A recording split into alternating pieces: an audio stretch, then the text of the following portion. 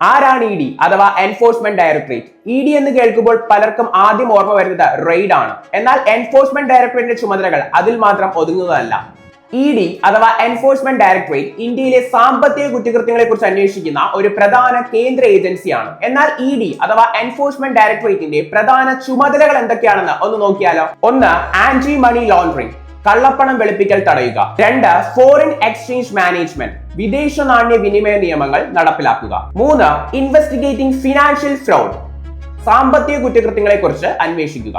4. Confiscation of assets, അനധികൃതമായോ കുറ്റകൃത്യങ്ങളിലൂടെയോ സമ്പാദിച്ച സ്വത്ത്, ഭൂമി, ബാങ്ക് അക്കൗണ്ടുകൾ എന്നിവ കണ്ടുകെട്ടുക. ചുരുക്കത്തിൽ പറഞ്ഞാൽ രാജ്യത്തിലെ സാമ്പത്തിക നിയമങ്ങൾ നടപ്പാക്കുകയും സാമ്പത്തിക കുറ്റകൃത്യങ്ങൾ തടയുകയും ചെയ്യുക എന്നതാണ് ഇ ഡിയുടെ പ്രധാന ചുമതല.